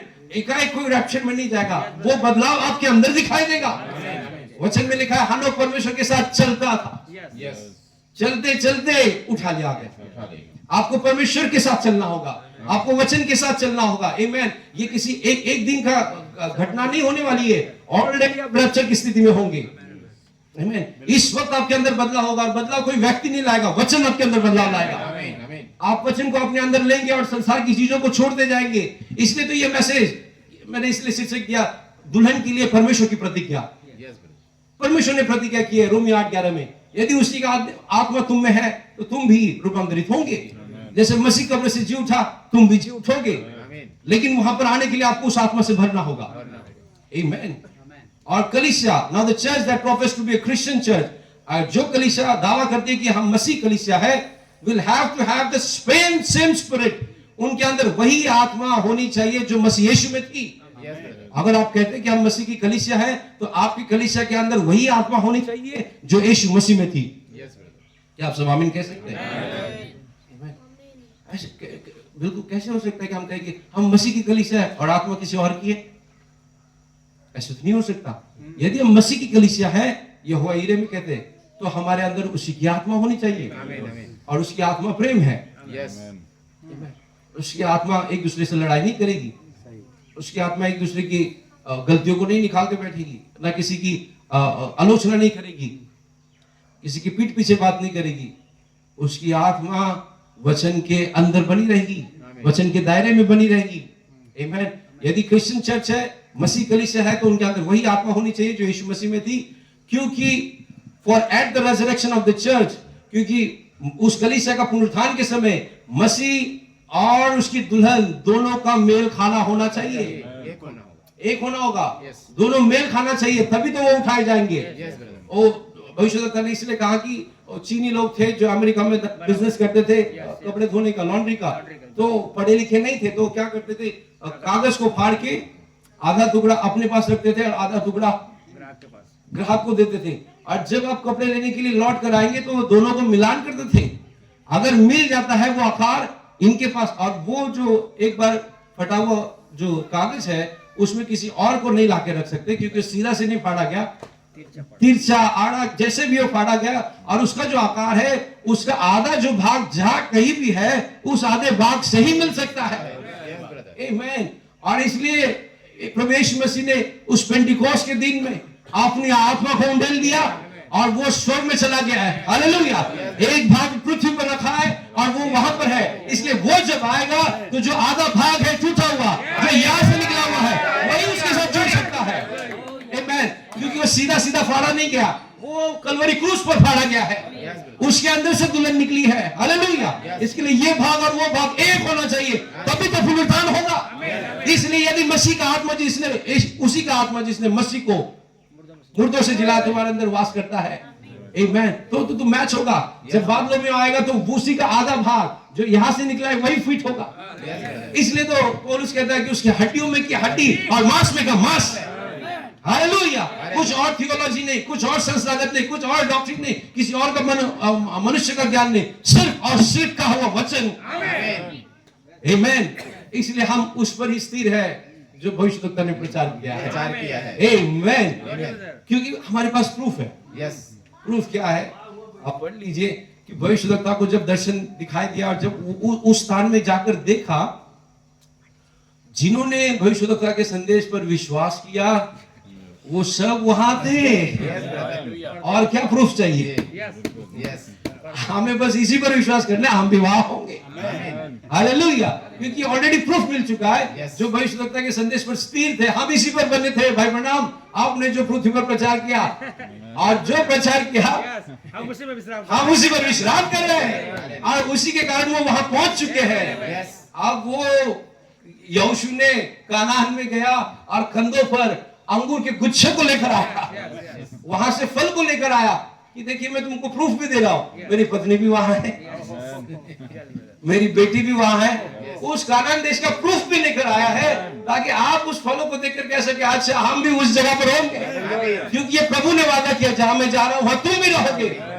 यहोशू ने और कालेब ने कहा ये जमीन परमेश्वर ने हमें दी है, Yes, brother. और इसको हम लेने के लिए जैवन से भी बढ़कर है। इसलिए भविष्यवक्ता वहां का फल को लेकर आए। इसलिए नबी कहते हैं सेवकों को उस स्थान में, उस देश में प्रवेश करके वहां के फलों को चखकर प्रूफ लाना चाहिए, तभी तो आप कलीसिया को प्रमाण दे सकते हैं। यही मैं आप खाली प्रचार करने से नहीं होगा। जैसे भविष्यवक्ता कहे, मैं नहीं कहता आपको स्वर्ग में जाना है, नहीं, आप मेरी बात को पकड़ेंगे। भविष्यवक्ता वहां पर गए और फलों को प्रमाण के साथ लाए और फिर प्रचार किए। तो कहते हैं कि आज भी सेवकों को वैसा ही होना चाहिए कि इसके अंदर जाकर Yes, brother. इसके प्रमाणों को लाकर कलीसिया के सामने दे सके। हालेलुया। कि मैं इस पर विश्राम कर रहा हूं। हालेलुया। आप भी इस पर विश्राम कीजिए। Yes. और मैं आपको प्रचार कर रहा हूं, आपकी और मेरी मुलाकात सिर्फ यहाँ नहीं होगी, अगर आप इस पर विश्राम करते तो हम वहां भी मिलेंगे। आमीन, हालेलुया। Yes. इसलिए ये दोनों का मेल खाना होना चाहिए। आमीन। परमेश्वर के सारे लेख, सारी प्रतिज्ञा हमारे लिए पूरी हुई है। सो इसलिए क्या होगा कि उसकी आत्मा, unless the same spirit was in Christ is in you and me, जब तक कि वही आत्मा जो मसीह में थी आप में मुझ में नहीं आती है। आमीन। और जब वो आत्मा हमारे अंदर आएगी, and then if that spirit is in here, अगर वही आत्मा यहां पर है तो वही कार्य करेगी, Yes, brother. वही किस्म का जीवन को जिएगी, Yes. और वही काम करेगी जो उसने किए हैं। Yes. इसलिए ब्रदर ब्रैनम ने यूहन्ना 14:12 को पूरा करके बताया। आमीन। Yes. जो मुझ पर विश्वास करता है, ये काम जो मैं करता हूं वो भी करेगा, इनसे भी बढ़कर करेगा, क्योंकि मुझ में जो आत्मा है, प्रभु यीशु मसीह शायद कह रहे होंगे, वही आत्मा उसमें भी होगी। Yes. आमीन। और इसलिए आप वही काम करेंगे। और इसलिए भाई ब्रैनम ने जो काम किए, उनके कामों ने दिखाया कि उनके अंदर मसीह था। आमीन। Yes. उनके काम बता रहे थे कि उनके अंदर मसीह था। हालेलुया। Hallelujah. प्रॉफिट कहते हैं वही कार्य होंगे, वही उसी प्रकार के आप जीवन को जिएंगे, एक अलग किया हुआ जीवन, वही काम करेंगे। बाइबल यही कहता है, उत्पत्ति से लेकर प्रकाशित वाक्य तक इसी बातों की पुष्टि करता है। कितना अधिक, आमीन। It out to make a church member come to Christ, और हर एक कलीसिया के सदस्य को चाहिए कि वो मसीह के पास आए एंड स्टे, और वहां पर रुके रहे जब तक कि पवित्र आत्मा से भर नहीं जाता। आमीन। It's the only promise of rapture. Yes. ये एकमात्र रैप्चर की प्रतिज्ञा है। प्रतिज्ञा proof. आमीन। एकमात्र रैप्चर की प्रतिज्ञा क्या है कि यदि उसी का आत्मा जो जिसने मसीह को जलाया, मसीह को पुनरुत्थित किया, यदि तुम्हारे अंदर है, बस वही होना चाहिए। Yes. आमीन। The only way that the church and Christ can come together, एक ही तरीका है जिसके जरिए कलीसिया और मसीह एक साथ आ सकते हैं, वो केवल उसकी आत्मा के द्वारा। आत्मा के द्वारा. आमीन। इसलिए उसने कहा जहां 2 या 3 Yes. वहां मैं, Yes. जहां 2 या 3 होंगे उनके बीच में मैं मौजूद हूं। यदि कलीसिया और मसीह एक साथ आते हैं तो केवल उसकी आत्मा के द्वारा होगा। Amen. और इसलिए उसकी आत्मा को भविष्यद्वक्ता कहते हैं, फीस्ट ऑफ द ट्रम्पेस्टरी की पर में, ओ इस 7 कलीसिया कालों में 2000 साल फरात नदी पर इस पवित्र आत्मा को बांध कर रखा था। निश्चल काउंसिल की सभा से उन्होंने क्या किया था, पवित्र आत्मा को बांध कर रखा था। लेकिन जब भविष्यद्वक्ता दृश्य पर आए, वो कहते पवित्र आत्मा अब आजाद है। Yes. और पवित्र आत्मा आजाद हुआ, और हमने देखा कि उसने क्या किया, सारे भेदों का खुलासा किया। आमीन। उसने सिर्फ चिन्ह चमत्कार नहीं किए, उसने बता दिया कि मूल पाप क्या है।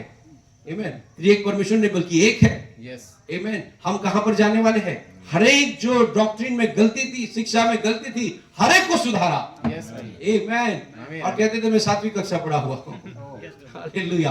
और थियोलॉजियन के मुंह शांत हो गए, उनके मुंह बंद हो जाते थे। और कितने 350 लोगों ने टेक्सास में सभा बुलाई, कहा कि इनको अब हम झूठा नबी करके ठहराएंगे। किस बात पर? क्योंकि यीशु मसीह का नाम को बपतिस्मा पर। और सभी थियोलॉजियन की हुए, पीएचडी की हुए डॉक्टर, उनके नाम क्या कि डॉक्टर पद लग रहा है। और जब 350 ने बुलाया, और एकमात्र हालेलुया, Yes. बाइबल में हमेशा से मिका के समय में भी 400 एक साइड और मिकाया एक तरफ, एक तरफ. एलिया के समय में भी बाल के 400 नबी एक तरफ और एलिया एक तरफ। अगर वही एलिया की आत्मा है तो इस बार भी वैसा ही होना चाहिए था। और 350 एक तरफ और ये 7वीं कक्षा पढ़ा हुआ एक तरफ। लेकिन जब वो मंच पर आता है, किसी की हिम्मत नहीं हुई कि आकर प्रमाणित करके बताए कि यीशु मसीह का नाम का बपतिस्मा झूठा है। भविष्यद्वक्ता कहते टेबल के नीचे सब एक दूसरे को हाथ मिला रहे। जो भाई नाम कह रहे हो बिल्कुल सही है, आंखों से आंसू बह रहे। 70 लोग ने ग्रहण कर लिया कि भाई नाम जो कह रहे हो सही है। आमीन।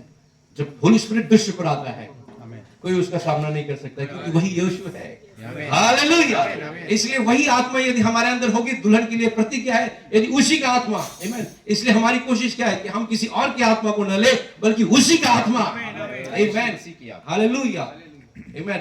और अब एक बहुत ही अद्भुत संदेश नबी ने प्रचार किया है, आप सब पढ़े होंगे उसको, कि एक सूर्य का उदित होना। आमीन। 1965 में, लगभग 1965 के संदेश आप अगर देखेंगे तो सारे के सारे मास्टरपीस है। आमीन।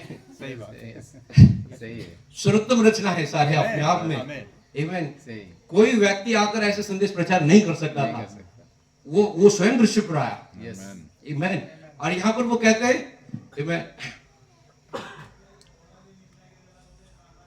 अब यहाँ पे देखिए, जो मैं बात को बता रहा था, भविष्यद्वक्ता को स्वर्ग पर उठा लिया गया। एक दिन भविष्यद्वक्ता कहते हैं कि मैं थका हुआ था और मैंने अपने आप से कहा, लड़के तुम अब 50 साल के हो चुके हो, भाई ब्रैनम अपने आप से बात करें, और यदि तुम्हें परमेश्वर के लिए कुछ करना है तो जल्दी कीजिए, तुम बूढ़े हो रहे हो, तुम्हें परमेश्वर के लिए कुछ करना होगा। सही है। Amen। गंभीर बात है। यस ब्रदर, 50 साल के होने के नबी ने सेवकाई लगभग 20-21 साल के थे तब से आरंभ की है। यस ब्रदर, यस यस किया है। हम जब जवानी में नौकरियां खोजते हैं, भाई ब्रैनम मिनिस्ट्री में थे, यस और उस समय से लेकर 50 साल तक उन्होंने मिनिस्ट्री किया और कई लाखों प्राणों को जीत लिया, और फिर भी कहते कि लड़के अब तुम 50 साल के हो रहे हो, जल्दी करो, तुम्हें परमेश्वर के लिए कुछ करना होगा। यस ब्रदर, अगर भविष्यवक्ता सोच सकते थे तो हमें भी सोचने की जरूरत है आमीन आमीन। कि हमारी आयु क्या हो रही है और हमने प्रभु के लिए क्या किया। क्या क्या किया है। क्योंकि जो भी चीजें प्रभु ने हमें दी है, प्रभु सब चीजों का हिसाब लेगा। यस ब्रदर, उसने आपको हो सकता है अच्छी नौकरी दी, हो सकता है अच्छा परिवार दिया, हो सकता है आपको रहने के लिए अच्छा घर दिया, सारे संसाधन दिए, पर इन संसाधनों से, इन चीजों से आपने परमेश्वर की महिमा कैसे की? कैसे की? Amen। यस, आपके हो सकता है अकाउंट में अधिक पैसे उसने दिए, लेकिन क्या उन पैसों से आपने परमेश्वर के राज के लिए कुछ किया? अगर परमेश्वर के राज के लिए नहीं लगाते तो कचरे से कम नहीं है। सही है।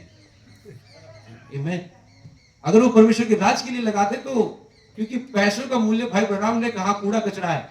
यस, सही ब्रदर। उन्होंने कहा, अगर समझने के लिए भाई ब्रैनम ने कहा, जो स्टॉक एक्सचेंज होता है ना, शेयर मार्केट, शेयर बाजार कहते हैं, यस यस, तो अमेरिका के शेयर बाजार में ऐसे भी कोई जाति के लोग होते हैं जो लेन देन करने के लिए मछली का दांत, किसी जानवर का दांत, मछली की खाल ऐसे लाते थे। ये लो, ये जानवर का दांत है, वो अब मुझे ये चीजें दो, तो वो दांत देंगे और वो चीज लेंगे। किसी ने खाल लिया, चीज लेंगे, उनके बीच में पैसा नहीं है। तो ऐसे जंगल के लोग अगर शेयर बाजार में आए और अमरीकी लोगों से कहे, लीजिए मेरे पास ये शेर का दांत है, मुझे वो चीज दीजिए, तो क्या कहेंगे? अमेरिका के लोग क्या कहेंगे? अरे ये पागल को हटाओ यहाँ से, क्या आया है? उसको भगा देंगे। ये क्या तुम्हारा कचरा, लेके जाओ यहाँ से, इतने गंदे गंदे किसी जानवर के दांत और खाल लाइए, बदबू आ रही से, हटाओ यहाँ से। नबी कहते हैं ऐसे ही आपका पैसा परमेश्वर की नजरों में है। यस ब्रदर, सही है। पैसा सबसे ज्यादा चंचल होता है ब्रदर। हमारी नजरों में उसका मूल्य होगा, लेकिन प्रभु की नजरों में क्या है? कचरे। इसलिए कहते हैं कि हर एक संसाधन जो आपको दिया है, आप ध्यान दीजिए कि आप परमेश्वर की महिमा के लिए इस्तेमाल कर रहे हैं। आमीन। क्योंकि हमें एक दिन हिसाब पूछेगा। देना पड़ेगा। इतना तक कि जो बच्चे हमें दिए हैं, यस ब्रदर, मेरे 2 बेटे हैं, और मेरा कोशिश है अभी से कि उनको प्रभु के राज में, प्रभु के मार्ग में मैं अगुवाई करूं, क्योंकि वो आपके नहीं है, वो उसके है। यस ब्रदर, उसने आपके हाथ में जिम्मेदारी में सौंप दिया है। सौंप दिया। आमीन। जब तक आप पृथ्वी पर है, वो उसके है। यस, आमीन। तो इसलिए हम किस प्रकार से एक प्रबंध के रूप में उसने हमें दिया है, प्रबंधक के रूप में आप उनकी कैसी देखभाल करते हैं, क्योंकि एक दिन वो भी पूछेगा, जो आपको बच्चे दिए थे, आपने उनकी कैसी पालन पोषण की। हमें yes, Amen। And there that morning, और उस सुबह the quickening power came। भाई प्रणाम कहते हैं कि जब उनको स्वर्ग में उठा लिया गया, उस सुबह वो जिलाने वाली सामर्थ आई। हालेलुया। हमने देखा था कि पुनरुत्थान अगर होना है तो जिलाने वाली सामर्थ चाहिए। Yes। और भाई प्रणाम को कौन स्वर्ग में ले गया? उस सुबह कहते हैं जिलाने वाली सामर्थ आई। हालेलुया। यहाँ पर वो होली स्पिरिट नहीं कह रहे, अगर चाहते तो पवित्र आत्मा कहते हैं, लेकिन इन्होंने क्या शब्द इस्तेमाल किया है? And there that morning, और वहां उस सुबह the quickening power come। Yes, जिलाने वाली सामर्थ आई। हालेलुया। और यदि उसी का आत्मा तुम्हारे अंदर बसा हुआ है तो तुम्हारी नश्वर देह को फिर से जिलाएगा। अब भाई प्रणाम देख रहे कि मेरा शरीर वहां पे पड़ा हुआ है, यस, बगल में पत्नी सोई हुई है और वो खड़े हैं, क्या आया? जिलाने वाली सामर्थ नीचे उतर आई। आमीन। रोमी 8:11 को हम पढ़ रहे, प्रणाम उसको प्रूफ दे रहे। यस ब्रदर, जिलाने वाली सामर्थ नीचे आई, and he let me look over the curtain, और जिलाने वाली सामर्थ ने पर्दे के उस पार देखने की अनुमति दी। हालेलुया। और मैंने वहां सभी को देखा। I seen all of you over there, मैंने आप सबको वहां देखा।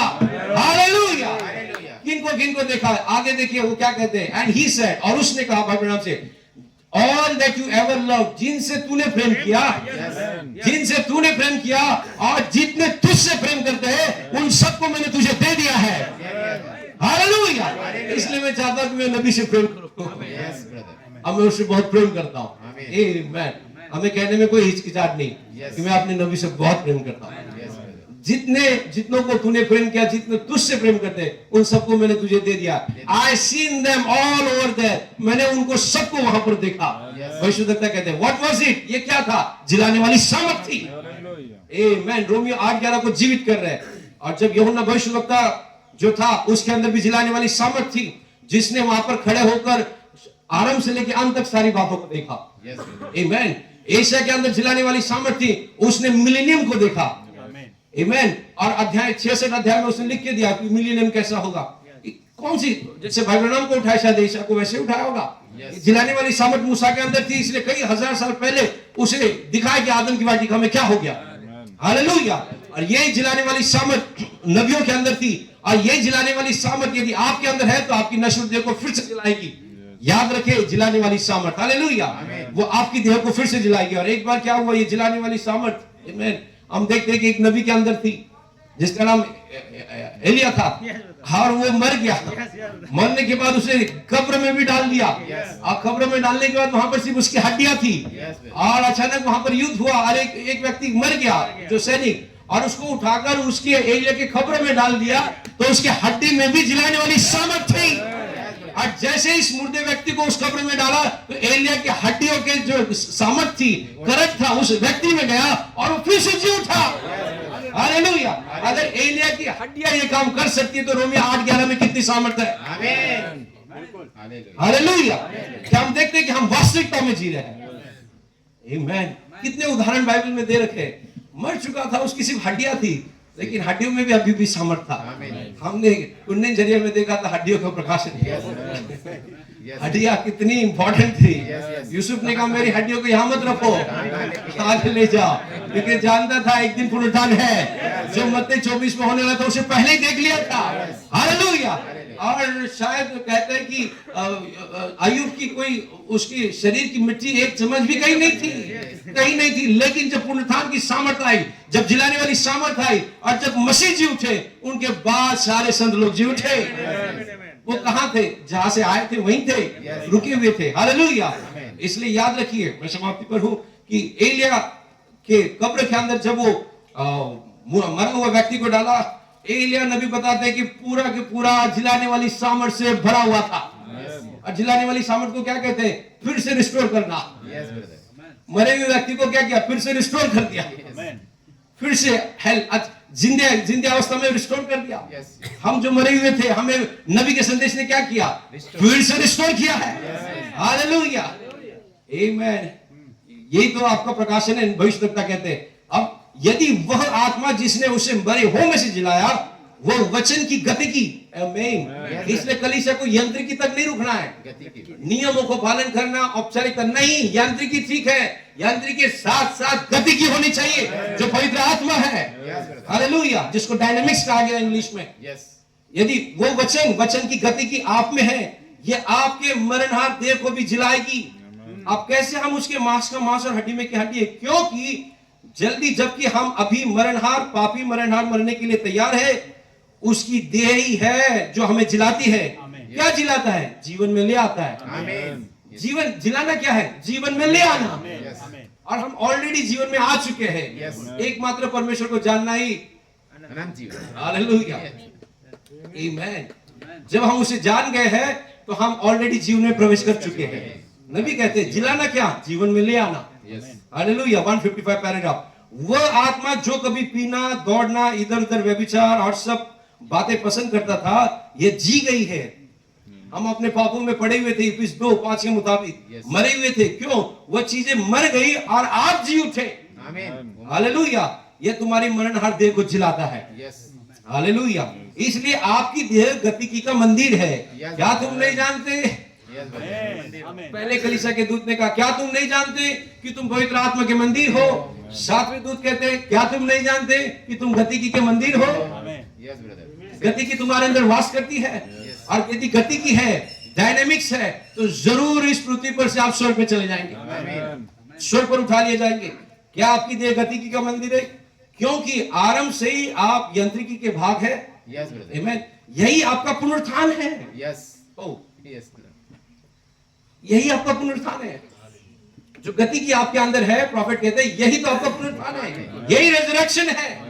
आमेन। जो हम पुनरुत्थान को भविष्य में देख रहे हैं, पुनरुत्थान ऑलरेडी आपके अंदर है। Yes, brother. आमेन। क्या इसमें कोई संदेह है? ऐसा कहने में कोई गलत है? नहीं। लाजर के कब्र के बाहर जब यीशु मसीह खड़े थे, क्या कहा? पुनरुत्थान और जीवन। आमेन। Hallelujah. पुनरुत्थान मैं हूं। Yes. ये कौन है? जो मैं जो हूं सो हूं। पुनरुत्थान मैं हूं। आमेन। वो जो पुनरुत्थान है वो भेद में छिपा हुआ था और अंत के दिनों में आपने आपको प्रकट किया है। Yes, brother. तो जब आपके अंदर मसीह, आपके अंदर पुनरुत्थान है, Yes. अगर वो मसीह को कब्र में नहीं रख सका तो आपको कैसे कब्र में रखेगा? इसलिए तो भविष्यवक्ता ने क्या ही सुंदर शब्द में कहा, यदि सिर उठा लिया गया है तो देह भी उठा लिया गया। हालेलुया। क्योंकि हम सिर का भाग है और सिर अंतिम दिनों में नीचे उतर कर आया, Yes. क्योंकि ये सिर का समय था। परमेश्वर की शीर्षता नीचे उतर कर आई और सिर नीचे उतर कर आया तो आप देह कंप्लीट हो गई है। Yes. देह जरूर उठेगी। Amen. हालेलुया।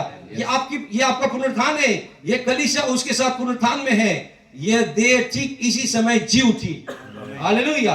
देखिए, आपने सुना है, आपने विश्वास किया है, इसने, इस जिलाने वाली सामर्थ ने आपको नामधारी से वचन में बदल दिया। Amen. Hallelujah. आमीन। सही इसी गति की ने क्या किया? इसी जिलाने वाली सामर्थ ने नामधारी से आपको वचन में बदल दिया है। इसके लिए आपका नाम अब बदल गया, Yes, brother. क्योंकि आपका मसीह के साथ विवाह हो गया तो आप श्रीमती यीशु हो गए। Amen. Amen. Amen. पहले आपका नाम क्या था? और लूथरन था। Yes. पहले क्या था? कोई कैथोलिक था, Shrimati Catholic, Shrimati Lutheran, Pentecostal, Baptist, कई नाम थे। अब हमारा एक ही नाम है, श्रीमती यीशु। Hallelujah. हालेलुया। Amen. क्योंकि आप पति का नाम हमसे जुड़ गया है। आमीन। Yes. हालेलुया। मैं कुछ बातों को छोड़कर केवल इंपॉर्टेंट बातों को यहाँ पर रख रहा हूँ कि आपके पास वक्त अगर मिले तो आप इस संदेश को पढ़िएगा। ये सूर्य का उदित होना, Yes. नबी वहां पर शीर्षक दिए सूर्य का उदित होना। ये सूर्य का उदित होने का नहीं था, ये पुत्र का उदय था। उधर ही सारा कर कौन? रहे थे। मनुष्य का पुत्र। मनुष्य का पुत्र लूका 17:30 के अनुसार ये पुत्र का उदय था। ये कौन सा सूरज है? ये वही है जो पूरब में उदय होता है, पश्चिम में अस्त होता है। ये दूसरा सूरज नहीं है। इसलिए इस्राएल में निकला था और पश्चिम, अमेरिका पश्चिम में है तो पश्चिम में अस्त होने गया। अमेरिका में भी देखिए कहां पर भाई ब्रैनम को मोहरों खोलने के लिए पश्चिम में ले गया। हमेशा वो आवाज, इसलिए 1962 में दिसंबर में उन्होंने संदेश प्रचार किया, श्रीमान क्या ये वो समय है? Yes, brother. क्या ये वो समय है? अब 3 साल के बाद प्रचार करते हैं, पहाड़ पर क्या आकर्षण है? Yes. और आप कहते हैं 3 साल पहले ये भविष्यवाणी थी, अब ये इतिहास है। Yes, yes. 3 साल पहले भविष्यवाणी थी, श्रीमान क्या ये समय, ये बड़ा धमाका क्या है? क्या ये मेरी मौत है? मैं नहीं जानता हूं। क्वेश्चन कर रहे हैं, श्रीमान क्या ये समय, sir is this the time, क्या ये समय है? क्या मेरा यहां से घर जाने का समय है? वो भविष्यवाणी थी, परमेश्वर आने वाला है, एक धमाका होने वाला है। 3 साल के बाद पहाड़ पर क्या आकर्षण में कहते हैं, अब ये इतिहास हो गया है। Amen. आमीन। कितने सारे परमेश्वर के वचन हमारे लिए अब इतिहास हो गए। Yes, brother. दूसरे शब्दों में पूरे हो गए हैं। Amen. कितने अधिक क्या हम कह सकते हैं कि हमारी आंखों ने उसे देखा है। Yes, brother. धन्य है तुम्हारी आंखें जो इस बातों को देखती है, धन्य तुम्हारे कान जो इसे सुनते हैं, क्योंकि इसे बहुत से लोग ने चाहा लेकिन आपके लिए रखा है। आमीन। यह वो दिव्य प्रकाशन है कि वचन देह बना। आमीन। ये दिव्य प्रकाशन है, वचन देह बना। Yes. आमीन। यदि वो पुत्र के द्वारा उस दिन देह था, आमीन, फिर से सुनिए, यदि वो पुत्र के द्वारा उस दिन, किस दिन? 2000 साल पहले। Yes. 2000 साल पहले वो पुत्र के द्वारा वो देह था, वो दूल्हा, तो ये आज दुल्हन के द्वारा देह है। Amen. Amen. आमीन। Correct. 2000 साल पहले वो देह बना। क्या ही दिव्य प्रकाशन है, क्या प्रकाशन है? वचन देहधारी हुआ। वचन देहधारी हुआ।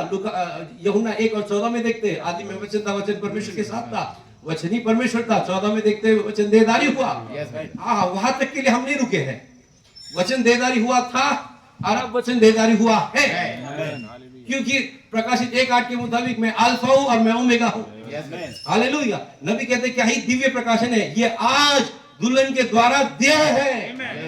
मसीह दुल्हन के देह में है। हालेलुया। और अगर मसीह दुल्हन के देह में है तो अगली लाइन जो नबी ने कही है बहुत ही महत्वपूर्ण है और थोड़ा सा सोचने पे हमें मजबूर कर रही है। जो हम भाई समीर के साथ कल बात करने में हम कहे कि माफ करना ये दुल्हन के अंदर ही गुण है। आमीन। अब भविष्यवक्ता कहते हैं जिसके भी पाप आप क्षमा करो उनके लिए क्षमा किए हो क्षमा होंगे, जिनके पाप रखो उनके लिए रखे जाएंगे। Yes, sir. ये वचन तो कोट कर रहे हैं लेकिन क्या कह रहे हैं? दुल्हन में आप वचन देहधारी हुआ है। Amen. ये आज दुल्हन के द्वारा देह बना है। यस ब्रदर, तो जब वो वचन 2000 साल पहले देह बना था, 2000 साल बाद आज दुल्हन में देह बना है, आपकी देह में, तो आपके अंदर उतनी सामर्थ उसने दे रखी है, जिसके पाप आप क्षमा करो क्षमा होंगे, जिसके आप रखो रखे जाएंगे। यस ब्रदर, Oh, खुदा. इसलिए तो उसने कहा कि एक दूसरे को माफ करो, आमीन आमीन, Amen. क्योंकि आप, ये आपका शब्द नहीं है, ये आप उसका शब्द है। Yes Amen. ब्रदर, सही है, Amen. इसलिए भविष्यवक्ता देखिए हर किसी को माफ करते थे। यस ब्रदर, उनके अंदर उन्होंने क्या ही भविष्यवक्ता है रेड़े से माफी मांग सकता है, मधुमक्खी से यस माफी मांग सकता है। Amen.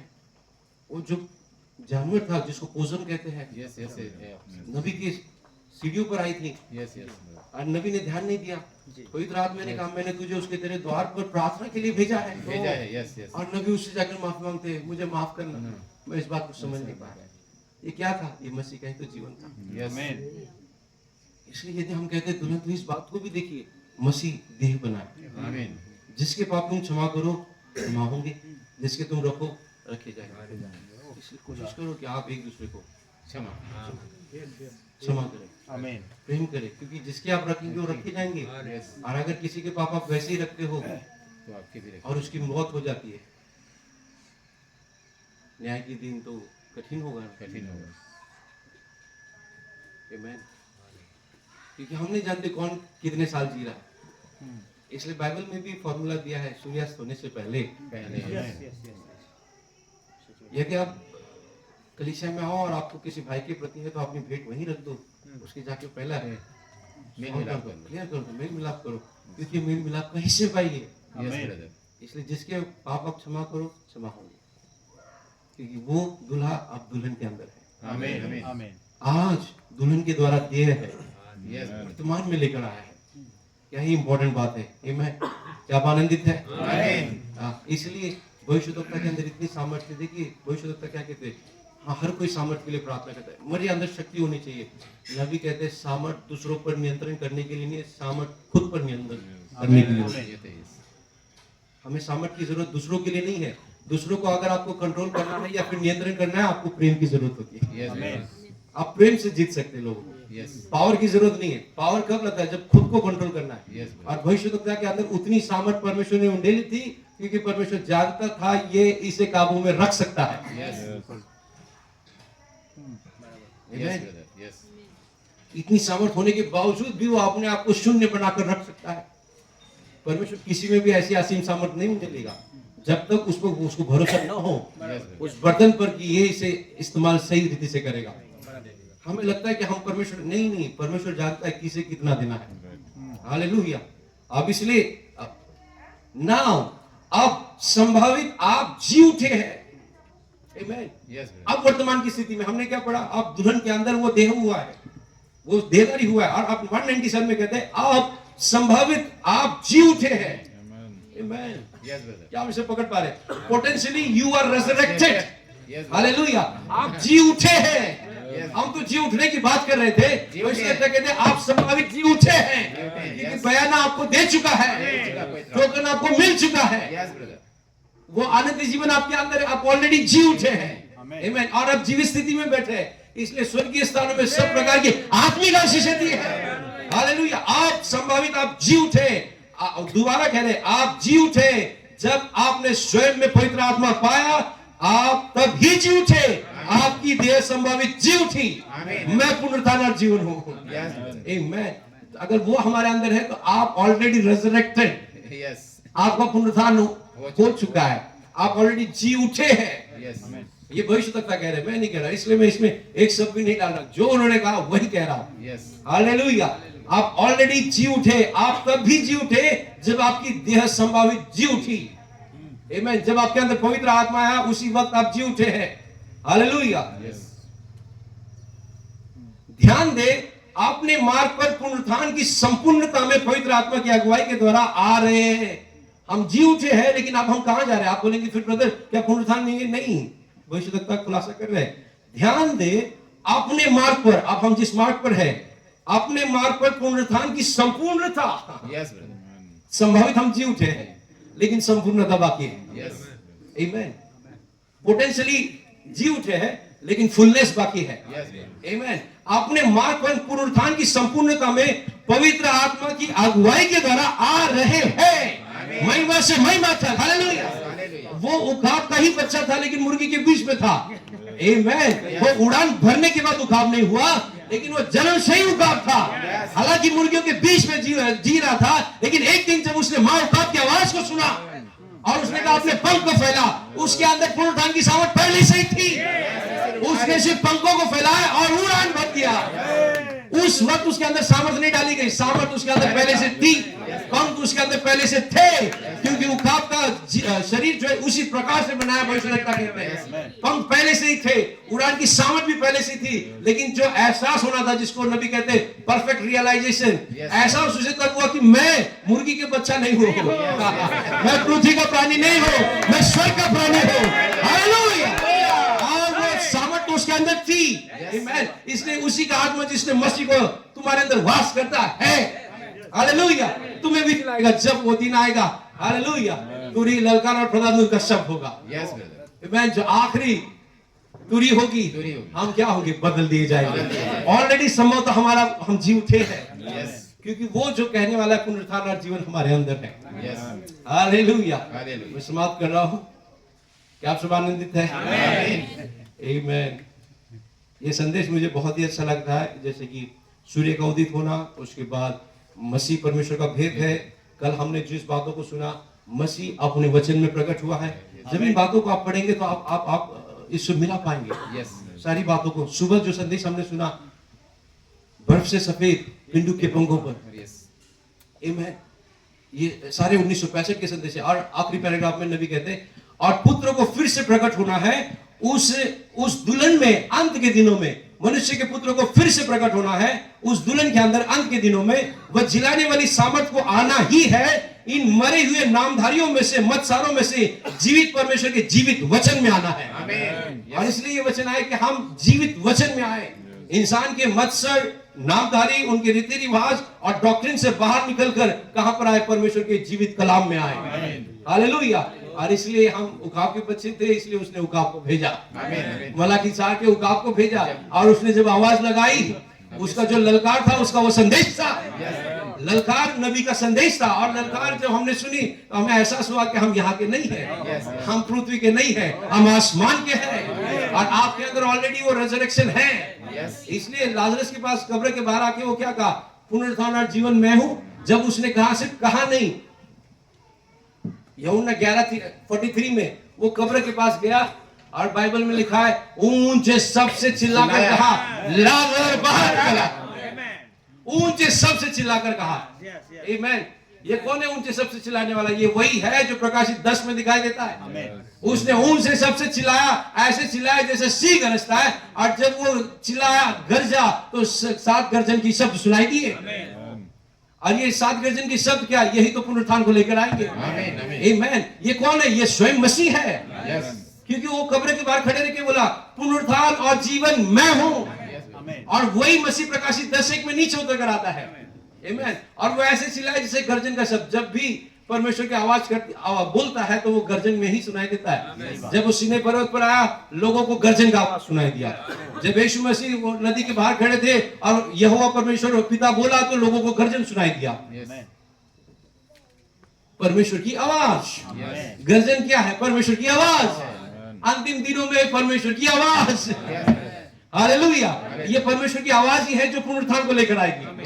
ललकार हुआ, प्रधान दूत का शब्द और तुरही। और ये तीनों होने के बाद हम जो मसीह में मरे हैं, सोए हैं, वो पहले उठेंगे और जो जिंदे हैं बदल जाएंगे।